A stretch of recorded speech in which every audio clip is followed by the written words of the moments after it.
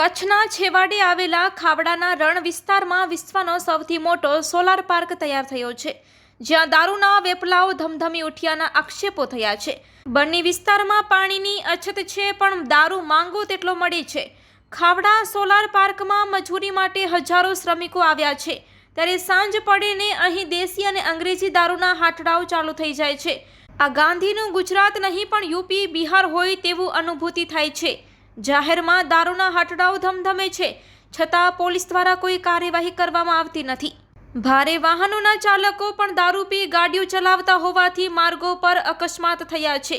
પરિણામે નિર્દોષ લોકોના જીવ ગયા છે। ખાવડા બોર્ડર ખાતે અદાણી સોલાર પ્લાન્ટની લેબર કોલોનીમાં ખુલ્લેઆમ દારૂ વેચાઈ રહ્યું છે, તેવા વિડીયો સ્થાનિકોએ ઉતારીને વાયરલ કર્યો હતો, જેના લીધે સ્થાનિક તંત્ર દ્વારા 2-3 દિવસ દારૂબંધી કરવામાં આવી હતી, પણ વાયરલ વિડીયોમાં ખુલ્લેઆમ દારૂ વેચતો વ્યક્તિ દેખાતો હતો।